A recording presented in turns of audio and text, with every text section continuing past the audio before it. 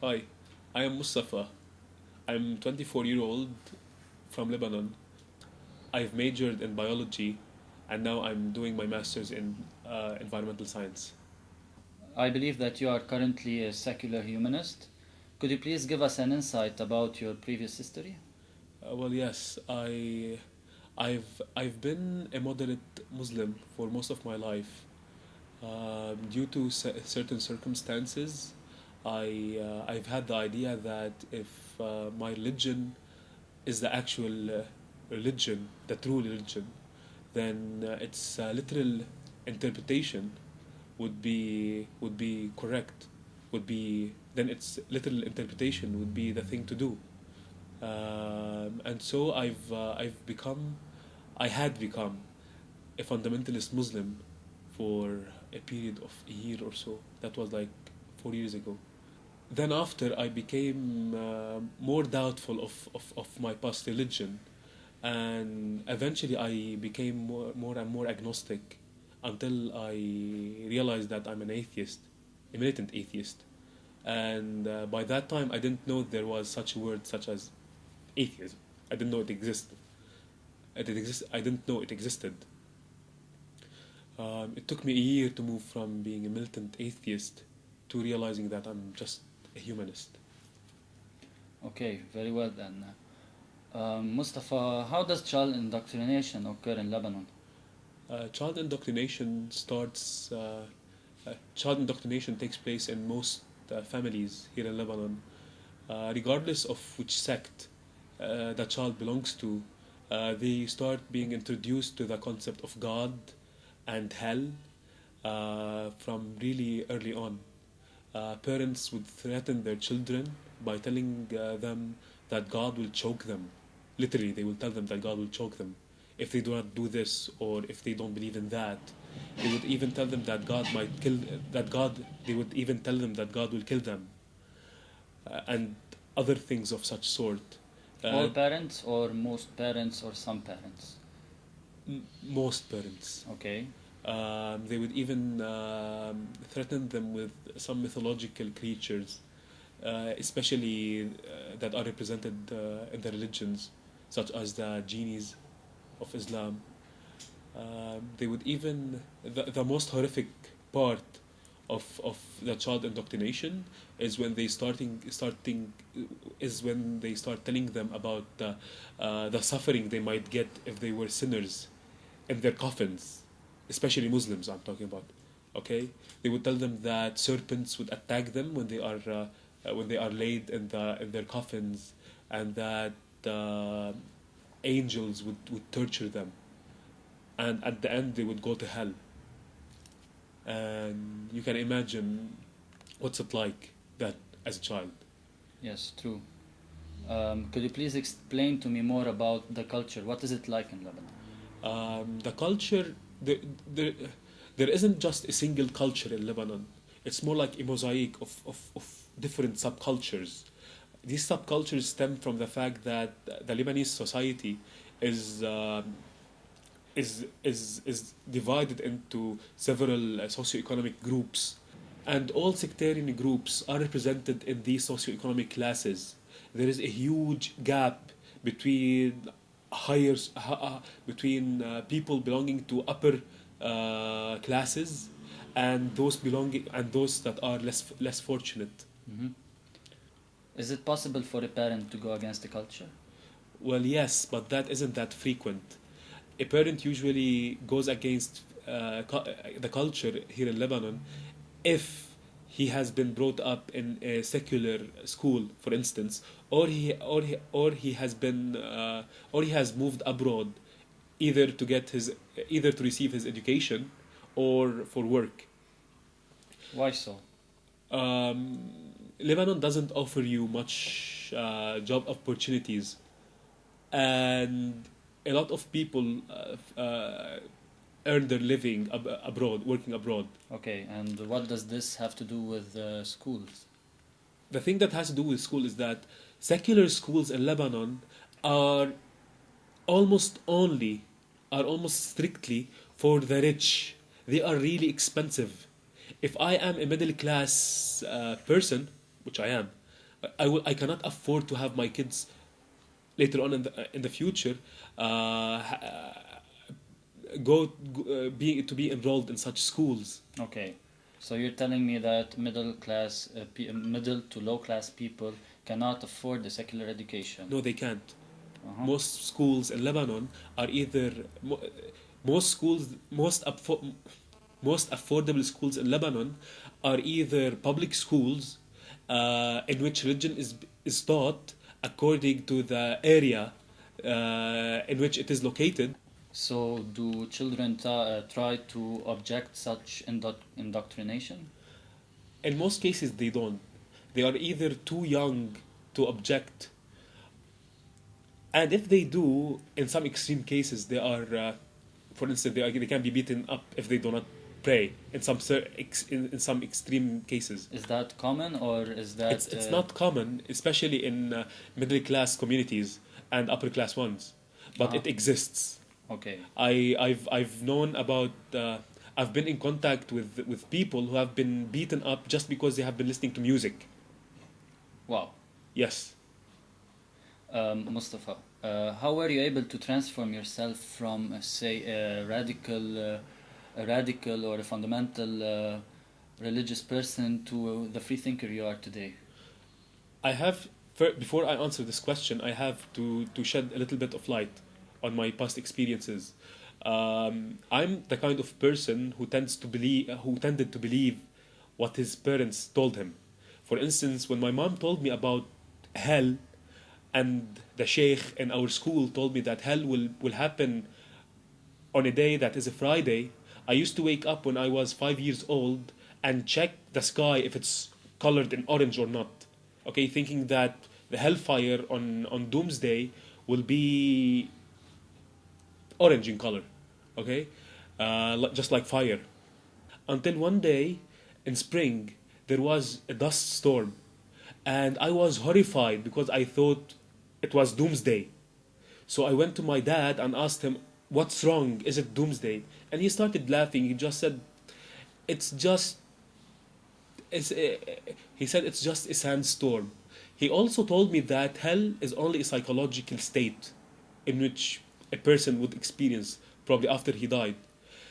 And since my dad being a cultural Muslim, unlike my mom, okay, who is actually an actual believer in Islam, this led me to make my own interpretations from that little age.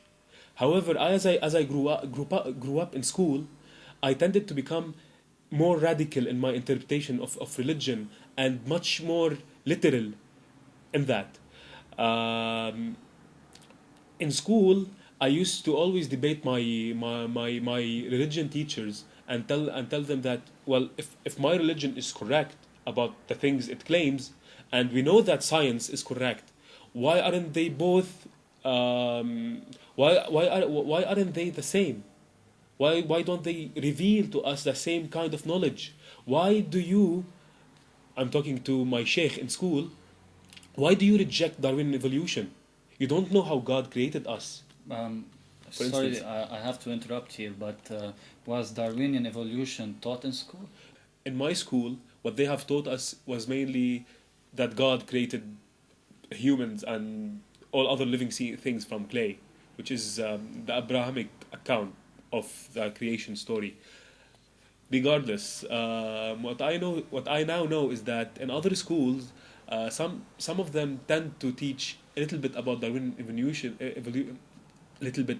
evolution, and especially these schools that are more secular.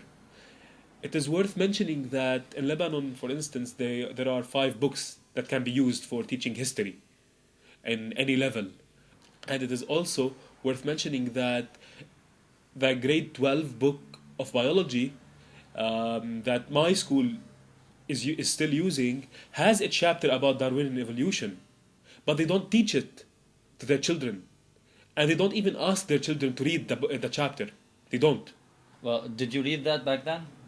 It was my mom who introduced me to Darwin evolution, and she didn't even intend to do that. She got me some few books about animals, about birds and stuff. And in the introduction, there was a very brief there was a very brief introduction on Darwin evolution, and that helped revolutionize the way I think. And it actually made sense to me, even though I was about 13 years old only. Um, okay, so now that you're a free thinker, back in the transitional phase, did you have any help or support? Shortly after I finished school, I have earned a scholarship from my school to university. My parents got separated, and this led us, me and my brother, to be somehow neglected.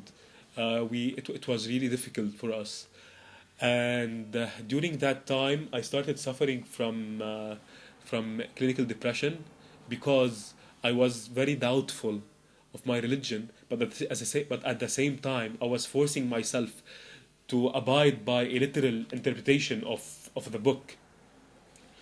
Moreover, um, in the university, there was a huge socioeconomic class difference between me and most other students, um, and this led me to even to embrace more my literal interpretation of Islam, because I felt then that it gave me some sense of justice in an afterlife. However, when I when I tried to join a fundamentalist Islamic movement and started raising critical questions to the people there, I shortly then was denied being part of them. Critical questions like what? For instance, I asked them, why is it not permissible for me as a Muslim to become an organ donor, so that after I die, physicians would access my body and would give my organs to needing patients? Their answer was, to my surprise, that is, their answer was that I wasn't allowed to do that simply because it is not I who own my body. God owns my body. It is Allah who has to decide what to do with my body. And that conflicted a lot with my humanism. My morality urged me to give away my organs after I die so that I would lessen the suffering of others. And these fundamentalists were telling me that my body should rot in earth because I do not have the decision in giving away my body parts. During the summer, right after I was denied being part of that movement, I joined a summer school for peace building and conflict resolution in my university back then. And there I was exposed to a lot of people. Some of them were secular, others were Christians. I've noticed that people, when they go to bars and drink, they do not have sex on the tables as they have been described to me by my society. So I felt that my society is actually lying to me about that, about other people. They told me that the only moral people were Muslims. When I went there, I saw happy people who were drinking and not having sex on the tables. Okay? The hurt that this caused me, that my society has lied to me about so many things, okay, have had me starting a kind of revolution. I had to tell my parents and all society that they have lied to me, that the values they taught me as being ideal were actually immoral. Later on that summer, I started reevaluating the reasons why I'm depressed, and I decided that the major thing that was causing this depression was all these conflicting ideas in my brain that I wasn't even expressing to my parents or my society or my friends. So I started telling everyone, every single person in my family, and How was it? of my friends, that I'm doubtful of their religion. And I started a Facebook page titled "Together We Counter Religion," and starting sending invitations to my parents and my family. And at that moment, and at that period of time, what happened was that my older friends in school starting sending me threats.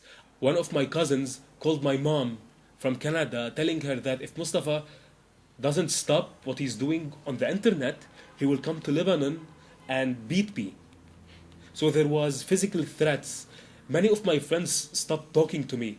When once I was walking on the street and I saw one of my school friends and I said, "Hi, do you remember me?" And he just looked at me and his face went yellowish. He was that angry just to see me. And so I felt really alone at that period of time. I didn't know other people who were like minded.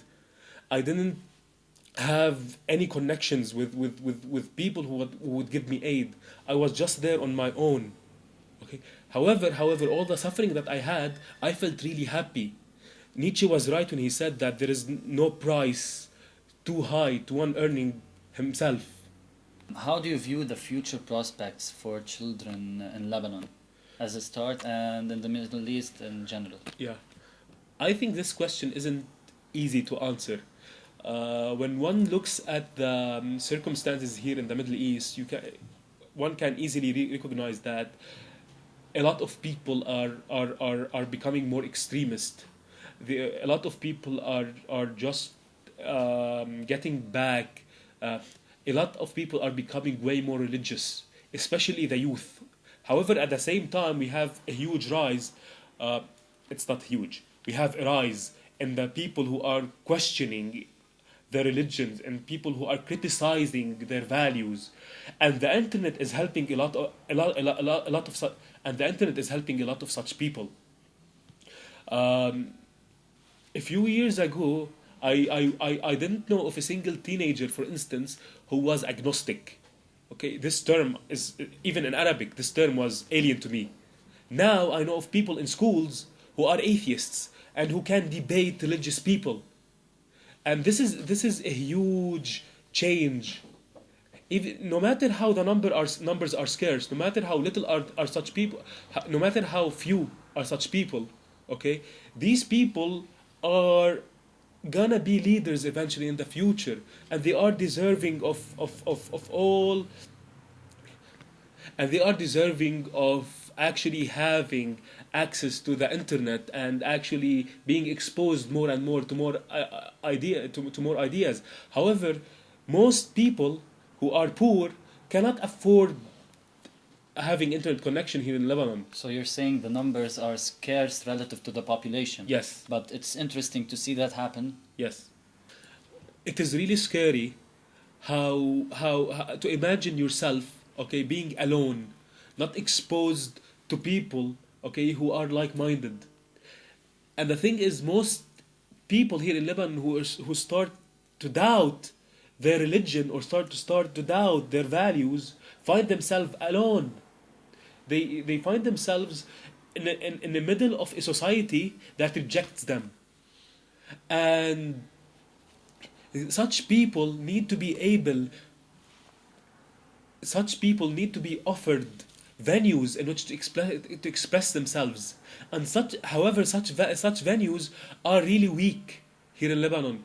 There are only some social circles, okay, who aren't that inclusive. For instance, for freethinkers and people of such openness. And at the same time, a lot needs to be done to keep these people connected and to fill this gap. And moreover, the religious institutions have a lot of funding. They have a lot of power. They can intimidate you if you start talking out loud. And that's what's really scary about it. You have the few freethinkers, okay, who don't have a lot of power to mobilize. And at the same time, you have all these fundamentalists who are transmitting their thought all on TV, on the radio, and even the internet. And that's how it's like. And even though things are getting better just slightly, okay, with having a few people, like by having a few people being able to use the internet effectively. However, the major bulk of the population is still in the dark, being exposed to the custom media, and not being able to know what's there really online. I'd like to thank you for being here and giving me your time, but I'd like to have a last question here. What are your recommendations, or what do you think should be done in this area? Now, given the fact that you're a free thinker and that you have your own mentality, your lifestyle, your friends, and your own circle, social circle or bubble, but there still is a bulk of the population, as you said previously, which is not, which does not adhere to your thoughts. What do you think should be done in order for everyone to integrate in this community? I don't think that the solution for our problems here in Lebanon and the Middle East is to have the major bulk of the population adhering to my thought. They have their freedom of religion. They can believe in whatever they want. However, the real enemy of peace and of happiness of these people is extremism. Even if atheists are extremists, that's not good. What we need people who accept each other regardless of their faith. And that's really necessary. We need people who have this open-minded mentality to be able to speak out and to better connect and be provided with the tools by which they can transmit this idea of mutual acceptance. And that's what we really need here in the Middle East. We don't need to counter religion. We need to counter extremism. Thank you very much, Moustapha. It was a pleasure meeting you, and I hope to see you again.